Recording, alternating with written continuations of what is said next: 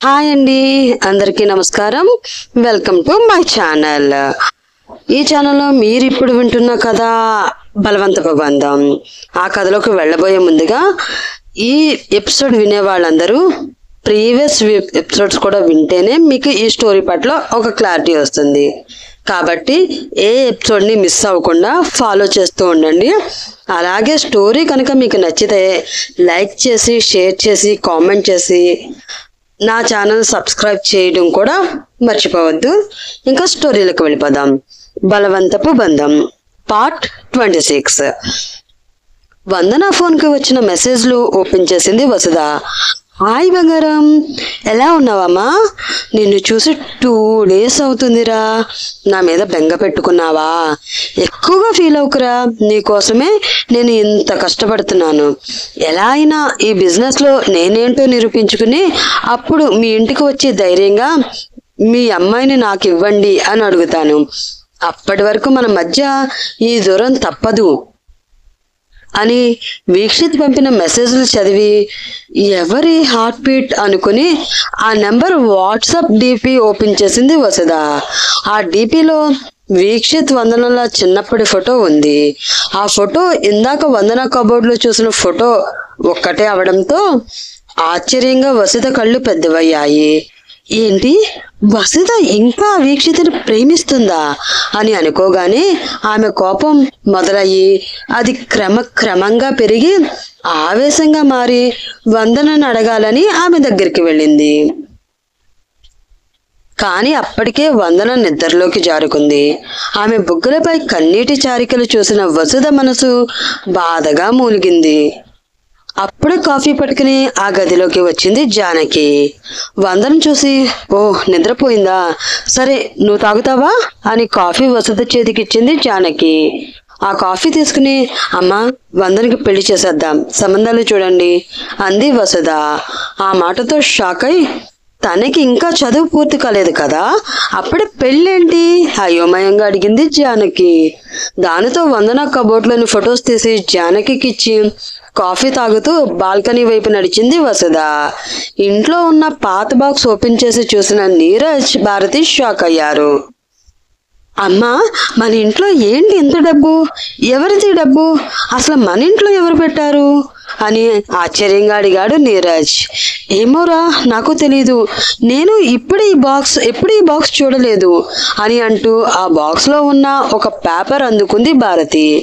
ఆ పేపర్లో ఉన్న చేతిరాత చూసిన వెంటనే అది ఎవరు రాశారో గుర్తుపట్టి ఆనంద్ అని అప్రయత్నంగానే అంది భారతి. ఏంటి, ఈ లెటర్ నాన్న రాశారా అని ఆశ్చర్యంగా అడిగాడు నీరజ్. నీరజ్ మాటలు ఏమీ పట్టించుకోకుండా లెటర్ చదువుతూ ఉంది భారతి. భారతి, ఎలా ఉన్నావు? నువ్వు ఈ లెటర్ చదివే సమయానికి బహుశా నేను ఈ లోకంలో ఉండకపోవచ్చు. నన్ను క్షమించు భారతి. నీకు జీవితాంతం తోడుగా ఉంటానని మాటిచ్చి ఇలా మధ్యలోనే వదిలేసి వెళ్ళిపోతున్నాను. ఎవరూ లేని నా జీవితంలోకి నువ్వు వచ్చావు. నాకు 2 పిల్లలను ఇచ్చి ప్రతి క్షణం నేను సంతోషంగా ఉండాలని ఆరాటపడేదానివి. కానీ నేను మాత్రం నీకేమీ చేయలేకపోయాను. నాకు వచ్చే చాలని జీతంతో మీరు అడ్జస్ట్ అయ్యి బ్రతకడం నేను చూడలేకపోయాను.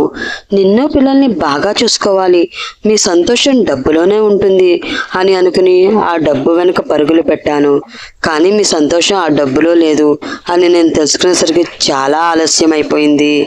ఈ డబ్బు వేటలో పడి మళ్ళీ వెనక్కి తిరిగి రాలేనంత దూరం వచ్చేసాను. అప్పటికీ విక్రమ్ చెప్తూనే ఉన్నాడు నేను వెళ్లే దారి మంచిది కాదు అని. కానీ నేను ఆ మాటలు ఎప్పుడూ పట్టించుకోలేదు. డ్రగ్స్ డీలింగ్లోకి దిగాను. చాలామంది కాలేజ్ పిల్లలు నేను సప్లై చేసే డ్రగ్స్కి అలవాటు పడి వారి జీవితాలను నాశనం చేసుకున్నారు. అది తెలిసి నాకు బాధగా అనిపించినా మీరు సంతోషంగా ఉంటే సరిపోతుంది అని అనుకున్నాను. కానీ ఈ రోజు నిహాంత్కి నేను చేస్తున్న పని తెలిసిపోయింది. వాడు నన్ను ఒకటే ప్రశ్న అడిగాడు. ఈ రోజు నువ్వు ఇచ్చే డ్రగ్స్ వలన ఎంతో మంది పిల్లలు దానికి ఎడిట్ అయ్యి వారి జీవితం నాశనం చేసుకుంటున్నారు. రేపు అదే డ్రగ్స్ నాకు లేక నీరజ్కు అలవాటైతే నువ్వేం చేస్తావు నాన్న అని అడిగాడు. ఆ మాటతో నేను చేస్తున్న తప్పేమిటో నాకు అర్థమయ్యింది. ఈ పని వలన నేను మీకు సంతోషాన్ని ఇస్తున్నాను అనుకున్నాను, కానీ కాదు, ఎంతో పాపాన్ని మీకు మూట కడుతున్నాను.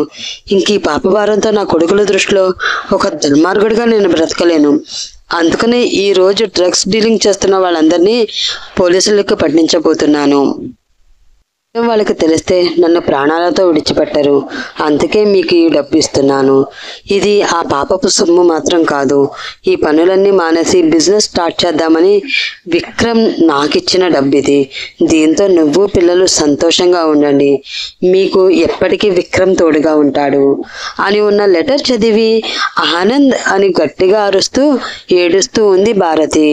దానితో అమ్మా అని భారతిని పట్టుకున్నాడు నీరజ్. అప్పుడే అతను ఫోన్ రింగ్ అయింది.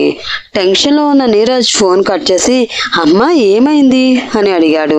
అయినా భారతి నుండి ఏమీ సమాధానం చెప్పకుండా ఏడుస్తూనే ఉంది. అది చూసిన నీరజ్కి ఇంకా టెన్షన్ పెరిగిపోయింది. మళ్ళీ నీరజ్ ఫోన్ రింగ్ అయింది. కాల్ కట్ చేసి వాటర్ కోసం కిచెన్లోకి పరుగు తీశాడు నీరజ్. హోటల్ రాయల్ ముందు ఆగింది హర్షిత కార్. వర్షిత హోటల్లోకి రావడం చూసి అబ్బా వర్షి వచ్చేసింది. ఈ నీరజ్ గాడు ఫోన్ తీయడం లేదు.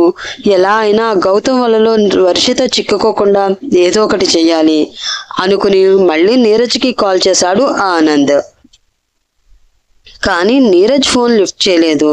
దాంతో సరే ఏదోలా వర్షితని వాళ్లతో వెళ్లకుండా హోల్డ్ చేద్దాం అనుకుని హాయ్ వర్షిత అంటూ వర్షిత ముందుకు వెళ్ళాడు ఆనంద్. హాయ్ ఆనంద్ అని పలకరించింది వర్షిత. నువ్వేంటి ఇక్కడ అని అడిగాడు ఆనంద్. ఫ్రెండ్స్తో వచ్చాను అంది వర్షిత. ఓ అవునా, సరేరా, నీకు నా గర్ల్ ఫ్రెండ్ని పరిచయం చేస్తాను అని అన్నాడు ఆనంద్. పరిచయం చేయడానికి వర్షిత అక్కడికి రావడం ఎందుకు ఆనంద్? ఇక్కడ నుండి నీ గర్ల్ ఫ్రెండ్ చూపిస్తే సరిపోతుంది కదా అని వర్షి అక్కడ సోఫాలో కూర్చుని ఉంది కదా బ్లాక్ డ్రెస్ అమ్మాయి, తనే మీ ఆనంద్ గర్ల్ ఫ్రెండ్ అని చూపించాడు గౌతమ్. దాంతో అటువైపు చూశారు వర్షిత ఆనంద్. ఆ అమ్మాయి పక్కన అటువైపు ఇద్దరు ఇటువైపు ఇద్దరు అబ్బాయిలు కూర్చుని ఉన్నారు. ఆ అమ్మాయి కొంచెం టెన్షన్ పడుతున్నట్లు కనిపించింది. చూసిన ఆనంద్ ఎవరు వీళ్ళు అనుకుంటూ ఆమె వైపు నడిచాడు. దానితో వర్షి రా మనం వెళదాం అని వర్షిత చేపట్టుకుని ముందుకు నడిచాడు గౌతమ్. ఆనంద్ ఆ అమ్మాయి దగ్గరికి వెళ్ళి బేబీరా వెళ్ళిపోదాం అని పిలిచాడు. దాంతో పక్కనున్న అబ్బాయిలు ఎక్కడికి రా వెళ్ళేది, గౌతమ్ సార్ ఆర్డర్ లేకుండా నువ్విక్కడి నుంచి ఇంచు కూడా కదలలేవు అని చెప్పి బలవంతంగా ఆనంద్ని సోఫాలో కూర్చోబెట్టారు. వారి చేతిలో కత్తులు ఉండేసరికి ఆనంద్కి కూడా ఏం చేయాలో తెలియక అలానే కూర్చుని ఇప్పుడు వర్షితని ఎలా కాపాడాలి? ఆ గౌతమ్ గారి ప్లాన్ ప్రకారం వర్షితకి డ్రగ్స్ ఇస్తే తన జీవితం నాశనం అయిపోతుంది. నీరజ్ ఎక్కడున్నావురా అని మనసులో అనుకుంటూ బాధపడుతున్నాడు ఆనంద్. భయంగా అతని చెయ్యి గట్టిగా పట్టుకుని ఉంది అతని గర్ల్ ఫ్రెండ్ బిందు. వసుధ తనకిచ్చిన ఫొటోస్ చూసి ఎవరు వసుధ ఈ ఫోటోలోని అబ్బాయి అని అడిగింది జానకి. వివి గ్రూప్ ఆఫ్ కంపెనీ అధినేత విక్రమ్ వర్మ గారి రెండో అబ్బాయి వీక్షిత్ వర్మ చెప్పింది వసుధ. అంటే వందనకి ఇష్టమా అని అడిగింది జానకి. అవునమ్మా, స్కూల్ డేస్ నుంచి వందనకి అతనంటే చాలా ఇష్టం చెప్పింది వసుధ. మరి అతనికి అడిగింది జానకి. అతనికి కూడా ఇష్టమే అంది వసుధ. మరెందుకు వందనకి వేరే సంబంధం చూడటం, ఈ అబ్బాయికి ఇచ్చి పెళ్లి చేయొచ్చు కదా అంది జానకి. వాడు మంచివాడు కాదమ్మా, వాడంటే నాకు నచ్చదు చెప్పింది వసుధ. దానికి చిన్నగా నవ్వి నచ్చవలసింది నీకు కాదు వందనకి అంది జానకి. అది చిన్నపిల్లమ్మా, దానికేం తెలుసు అంది వసుధ. తను నీకన్నా చిన్నదే కావచ్చు, కానీ తనకేం కావాలో తెలుసుకోలేనంత చిన్నదైతే కాదు కదా అంది జానకి. అయినా సరే అమ్మా, వాడు వందనకి కరెక్ట్ కాదు అంది వసుధ. చూడు వసుధ, వందన నీ మాట ఎప్పుడు కాదనదు, అందుకని నీ అభిప్రాయాన్ని తన మీద రుద్దే ప్రయత్నం చేయవద్దు. అతను నీకు నచ్చకపోయినా పర్వాలేదు, ఎందుకంటే ఏదో ఫంక్షన్లోనా పార్టీలోనా అతన్ని నువ్వు 1-2 సార్లు కలుస్తావు అంతే. కానీ వందన ప్రతిరోజు ప్రతి క్షణం అతనితోనే కలిసి ఉండాలి. అంటే తను చేసుకోబోయేవాడు తనకు నచ్చిన వాడై ఉండాలి కదా. తన అభిప్రాయాన్ని మనం గౌరవిద్దాం. ఆ అబ్బాయి ఎలాంటి వాడో మళ్ళీ ఒక్కసారి ఎంక్వైరీ చేయి. వందన జీవితంలో తన ప్రమేయం లేకుండా చాలా జరిగాయి. ఇన్ని జరిగాక కూడా తను మళ్ళీ మరొకరిని ఇష్టపడుతుంది అంటే నాకు చాలా ఆనందంగా ఉంది. నువ్వు కూడా ఒకసారి వందన వైపు నుండి ఆలోచించు తల్లి, అంది జానకి. సరే అమ్మా అని ఆమెకి సమాధానం చెప్పి ఆలోచనలో పడింది వసుధ. నీరజ్ భారతికి వాటర్ తాగించాక తను కొంచెం స్థిమితపడింది. దానితో ఆమెని రూమ్లో పడుకోబెట్టి పక్కనే కూర్చున్నాడు అతను. ఇంకా అతనిలో కంగారు తగ్గకపోవడం గమనించి, నాకేమీ కాలేదురా, నువ్వు కంగారు పడకు, నాన్న గుర్తు వచ్చి కొంచెం ఎమోషనల్ అయ్యాను అంతే, అంది భారతి. సరే అమ్మా, నువ్వేమీ ఆలోచించకుండా పడుకో, నేను ఇక్కడే ఉంటాను అని అన్నాడు నీరజ్. వద్దు నీరజ్, నన్ను కొంచెం సేపు ఒంటరిగా వదిలేయ్, మార్నింగ్ కల్లా నేను నార్మల్ అయిపోతాను, నువ్వేమీ టెన్షన్ పడకుండా వెళ్ళి పడుకో, అంది భారతి. సరే అమ్మా, జాగ్రత్త, ఏమైనా అవసరం ఉంటే పిలువు అని చెప్పి బయటికి వెళ్ళి భారతి రూమ్ డోర్ క్లోజ్ చేసి తన ఫోన్ తీసిన నీరజ్కి ఆనంద్ నుండి వచ్చిన మిస్డ్ కాల్స్ కనిపించాయి. దాంతో ఏంటి వీడు ఇన్నిసార్లు కాల్ చేశాడు అని అనుకుంటూ కాల్ బ్యాక్ చేశాడు నీరజ్. తనకి కాల్ రావడంతో ఫోన్ తీశాడు ఆనంద్. అది చూసి అతను పక్కనున్న వ్యక్తి ఆ ఫోన్ తీసుకుని కాల్ కట్ చేశాడు. కాల్ కట్ చేయడంతో ఆనంద్ నుండి వచ్చిన మెసేజ్ ఓపెన్ చేశాడు నీరజ్. వర్షిత ఈజ్ డేంజర్ అని లొకేషన్ షేర్ చేసి ఉంది ఆ మెసేజ్లో. అది చూసి కంగారుగా బయటికి పరుగు తీశాడు నీరజ్. అమ్మయ్య, నీరజ్ ఫోన్ చూశాడు అంటే నా మెసేజ్ చూసే ఉంటాడు. వర్షితని కలవక ముందే నీరజ్కి మెసేజ్ చేసి మంచి పని చేశాను, ఇంకా వర్షిత సంగతి వాడే చూసుకుంటాడు అని రిలాక్స్ అయ్యాడు ఆనంద్. ఏంటిది వర్షి, పార్టీకి వచ్చి ఎంజాయ్ చేయకుండా అలా డల్గా కూర్చున్నావు అని అంటూ ఆమె ముందు ఒక కాక్టైల్ గ్లాస్ పెట్టాడు గౌతమ్. నో గౌతమ్, నేను డ్రింక్ చేయను, అంది వర్షిత. అంటే వయసు పెరిగినా నువ్వు ఇంకా అమ్మ పాలు తాగే అమూల్ బేబీ లాగానే ఉండిపోయావా, నవ్వుతూ అన్నాడు గౌతమ్. దానికి చిన్నగా నవ్వుకొని ఊరుకుంది వర్షిత. సరే, నీకోసం ఆరెంజ్ జ్యూస్ తీసుకువస్తాను అని చెప్పి ఆరెంజ్ జ్యూస్ తీసుకుని అందులో వర్షిత చూడకుండా డ్రగ్ కలిపాడు గౌతమ్. ఇదిగో మేడం మీ ఆరెంజ్ జ్యూస్ అని వర్షితకి ఆ జ్యూస్ ఇచ్చాడు అతను. గౌతమ్ ఫ్రెండ్ అవడంతో అతన్ని ఏమీ అనుమానించకుండా ఆ జ్యూస్ తాగుతుంది వర్షిత.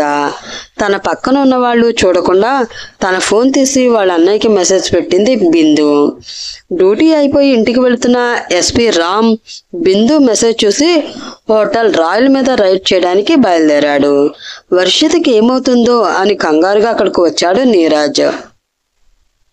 అతను వచ్చేసరికి స్పృహ తప్పిన వర్షితని పైనున్న రూమ్కి తీసుకువెళుతూ కనిపించాడు గౌతమ్. దాంతో ఫాస్ట్గా అటువైపు పరుగు తీశాడు నీరజ్. వర్షితని బెడ్ పై పడుకోబెట్టి ఒక ఈవిల్ స్మైల్ ఇస్తూ ఆమెను పైనుండి కింద వరకు స్కాన్ చేస్తూ తన షర్ట్ బటన్స్ విప్పుతూ ఉన్నాడు గౌతమ్. అప్పుడే ఆ డోర్ని ఎవరో నాక్ చేయడంతో ఈ టైంలో ఎవరు అని చిరాకు పడుతూ డోర్ ఓపెన్ చేశాడు అతను. వెంటనే ఒక బలమైన పంచ్ వచ్చి అతని మొహాన్ని తాకింది. దాంతో అతని కళ్ళు బయర్లు కమ్మాయి. ఆ షాక్ నుండి అతను తీరుకోక ముందే ఒక బలమైన వస్తువుతో అతని తలపై కొట్టాడు నీరజ్. దాంతో కింద పడ్డాడు గౌతమ్. అప్పుడే వాళ్ళ అన్నయ్యను వెంట పెట్టుకుని ఆ గదిలోకి వచ్చారు బిందు ఆనంద్. అక్కడ పరిస్థితి చూసి గౌతమ్ని అరెస్ట్ చేసి తీసుకుని వెళ్ళాడు ఎస్పీ రామ్. వర్షిత దగ్గరికి వెళ్ళి ఆమె చెంపలపై కొడుతూ ఉన్నాడు నీరజ్. కానీ వర్షితలో ఎలాంటి చలనము లేదు. అరే నీరజ్, వర్షితకి రేర్ డ్రగ్ ఇచ్చారా, నువ్వెంత ట్రై చేసినా తన స్పృహలోకి రాలేదు అని అన్నాడు ఆనంద్. డాక్టర్ పిలుద్దామా, కంగారుగా అడిగాడు నీరజ్. లేదురా, దానికి డాక్టర్స్ ఏమీ చేయలేరు. వర్షితకి డ్రగ్స్ పూర్తిగా ఎక్కలేదు. అది పూర్తిగా ఎక్కింది అంటే తన బాడీ మొత్తం హీటెక్కి పిచ్చి పిచ్చిగా ప్రవర్తిస్తుంది. అప్పుడు నీ తోడు తనకి చాలా అవసరం. లేకపోతే ఆ హీట్ ఎక్కువయ్యి తన నరాలు చెట్లు చనిపోతుంది. నేనేం చెప్తున్నానో నీకు అర్థమవుతుంది అనుకుంటున్నాను అన్నాడు ఆనంద్. అది విని అర్థమైంది అన్నట్లు తల ఊపాడు నీరజ్. సరే, మేము వెళ్తున్నాము, వర్షిత జాగ్రత్త అని వాళ్ళు అక్కడ నుంచి వెళ్ళిపోయారు. దానితో వర్షిత దగ్గరికి వెళ్ళి ఆమెని లేపే ప్రయత్నం చేస్తున్నాడు నీరజ్. అప్పుడే మెల్లిగా సృహలోకి వస్తున్న వర్షిత తన ఎదురుగా కనిపిస్తున్న నీరజ్కి డీప్ కిస్ ఇచ్చింది. దాంతో వెనక్కి ఆమెను తోసి, వర్షిత ఏంటిది అని గట్టిగా అరిచాడు నీరజ్. అదేంటో నీకు తెలియదా అని మత్తుగా అంటూ తన టాప్ తీసేసింది వర్షిత. అది చూసి మొహం పక్కకు తిప్పుకొని, వర్షిత ముందు డ్రెస్ వేసుకో అన్నాడు నీరజ్. నేను వేసుకోను, నువ్వు తీసేయి, బాగుంటుంది అని మత్తుగా అంది వర్షిత. వర్షితకి డ్రగ్స్ బాగా ఎక్కేసింది. అక్కడ ఉండటం కరెక్ట్ కాదు అని బయటికి వెళ్ళిపోతూ డోర్ దాకా వెళ్ళిన నీరజ్కి ఆనంద్ మాటలు గుర్తు వచ్చాయి. దాంతో అతని అడుగులు ఆగిపోయి ఆలోచనలో మునిగిపోయాడు. అతను వెళ్ళిపోవడం చూసి అతను వెనక్కి వచ్చి గట్టిగా అతన్ని హక్ చేసుకుంది వర్షిత. దాంతో ఆమెలోని వేడి అతనికి తెలుస్తూ ఉండడంతో డోర్ క్లోజ్ చేసి ఆమె వైపు తిరిగాడు నీరజ్. తన వైపు తిరిగిన నీరజ్ని ముద్దుల వర్షంలో తడిపేస్తూ ఉంది వర్షిత. మెల్లిమెల్లిగా అతనిలో కూడా కరెంటు పాస్ అవ్వడంతో ఆమెని చేతిలోకి తీసుకుని ఇష్టం లేకపోయినా ఆమెని తీసుకువెళ్ళి బెడ్ మీద పడుకోబెట్టి ఆమె పక్కకు చేరాడు అతను. ఆ రాత్రంతా తనువుల యుద్ధంలో అలసి సొలసి ఎప్పటికో నిద్రపోయారు వారిద్దరూ. అభిజిత్ విడాకుల కాగితాలపై సంతకం చేయడంతో అక్షయ్ని తీసుకుని ఆ ఇంటి నుండి బయటకు వచ్చింది వైష్ణవి. వెంటనే ఆమెను నలుగురు బాడీ గార్డ్స్ చుట్టుముట్టారు. మేడం, మీరు బయటకు వెళ్లకుండా సార్ ఆపమన్నారు అని చెప్పారు వాళ్ళు. ఏంటి మీ సార్ ఆపమన్నారా? ఎందుకు? నేను అభిజిత్కి చెప్పే కదా వెళుతున్నాను అంది వైష్ణవి. ఆపమన్నది అభిజిత్ సార్ కాదు మేడం, అజిత్ సార్ అన్నాడు వాళ్ళలో ఒకడు. దాంతో కోపంగా అజిత్ దగ్గరికి వెళ్ళి, నన్ను ఎందుకు వెళ్లకుండా ఆపుతున్నారు అని సూటిగా అతని కళ్ళలోకి చూస్తూ అడిగింది వైష్ణవి. నువ్వు నా అనుమతి లేకుండా ఇక్కడికి రాగలవేమో, కానీ ఇక్కడి నుంచి వెళ్ళలేవు. అయినా నేను నిన్ను ఆపలేదు. నువ్వు ఇక్కడి నుండి ఎప్పుడు పోతావా అని నేను ఇప్పటి నుంచో ఎదురు చూస్తున్నా. నిన్ను ఇంటి కోడలుగా నీ కొడుకుని ఇంటి వారసుడిగా ఒప్పుకునే అంత పెద్ద మనసు నాకైతే లేదు. కానీ నా మనవడిని కంట్రోల్ చేయడానికి నాకు నీ కొడుకు అనే ఈ ఆయుధం కావాలి. ఆ ఆయుధం నా చేతిలో ఉంటే నీ మొగుడు నేను చెప్పిన పని చెప్పినట్లు చేస్తాడు అని చెప్పి బాడీగార్డ్కి సైగ చేశాడు అజిత్. దానితో బాడీగార్డ్ వచ్చి వైష్ణవి చేతిలోని అక్షయ్ని తీసుకుని ఏడుస్తున్న అక్షయ్ని బలవంతంగా ఎత్తుకుని అక్కడి నుంచి తీసుకువెళ్ళిపోతున్నాడు. అది చూసి అక్షయ్ అని కంగారుగా అటువైపు వెళ్ళబోయిన వైష్ణవికి అడ్డుగా నిలబడ్డారు మరో ఇద్దరు బాడీగార్డ్స్. నువ్వేమీ కంగారు పడుకు, వాడి ప్రాణం తీయడానికి నాకు ఇంకా టైం ఉంది. ఆ టైం వచ్చే వరకు వాడిని నేను చాలా జాగ్రత్తగా చూసుకుంటాను అని చెప్పి బాడీగార్డ్స్కి తీసుకువెళ్ళండి అని చెప్పాడు అజిత్. దాంతో ఆమెను తీసుకుని వెళ్ళి ఆమె రూమ్లో పడేసి బయట లాక్ చేశారు వాళ్ళు. అలా చేయడంతో ఏమీ చేయలేక కింద కుప్పకూలి ఏడుస్తూ ఉంది వైష్ణవి. నెక్స్ట్ డే మార్నింగ్ మత్తుగా తూలుతున్న కనురెప్పలను విప్పే ప్రయత్నం చేస్తుంది వర్షిత. అలా కళ్ళు విప్పిన వర్షితకి ఆ రూమ్ తేడాగా ఏదో కొత్తగా కనిపిస్తుంది. దాంతో రూమ్ మొత్తం చూసి బెడ్ మీద నుంచి లికిసి, ఎవరిది ఈ రూమ్, అసలు నేను ఇక్కడికి ఎలా వచ్చాను అని అనుకుంటూ తనను తాను పైనుండి కింద వరకు ఒకసారి చూసుకుంది ఆమె. ఒంటి మీద బట్టలు లేకపోవడంతో కంగారుగా బెడ్ మీద ఉన్న బెడ్షీట్ తీసుకుని ఒంటికి కప్పుకొని ఆ రూమ్లో ఇంకా ఎవరైనా ఉన్నారేమో అని వెతికింది. కానీ ఆ రూమ్లో ఎవ్వరూ కనిపించలేదు. బెడ్కి కొంచెం దూరంగా తన డ్రెస్ వేరే ఎవరిదో షర్ట్ పడి ఉన్నాయి. అది చూసిన వర్షితకి రాత్రి అక్కడ ఏం జరిగిందో అర్థమయ్యి తల పట్టుకుంది. ఇంతలో వాష్రూమ్లో ఏదో సౌండ్ అయింది. దాంతో కంగారుగా తన డ్రెస్ తీసుకుని వేసుకుంది వర్షిత. జరిగిన తనలో తన తప్పేమీ లేకపోయినా వర్షితని ఫేస్ చేయాలి అంటే గిల్టీగా అనిపించింది నీరజ్కి. దాంతో మనసులో మదన పడుతూ ఉన్నాడు అతను. జరిగిన దానికి వర్షిత ఎలా రియాక్ట్ అవుతుంది, నీరజ్ ఆమెకి ఎలా సర్ది చెప్తాడో నెక్స్ట్ ఎపిసోడ్లో తెలుసుకుందాం. మరి ఇదండి ఈరోజు ఎపిసోడ్. ఈ ఎపిసోడ్ మీకు ఎలా ఉందో కామెంట్ చేసి చెప్పండి. రేపటి కొత్త ఎపిసోడ్లో కలుసుకుందాం. అలాగే ఈ ఎపిసోడ్ 20 minutes అయితే పెట్టాను. మీరందరూ నోటీస్ చేశారని అనుకుంటున్నాను. ఇక నుంచి వచ్చే ప్రతి ఎపిసోడ్ టైం ఎక్కువగానే పెడుతూ ఉంటాను.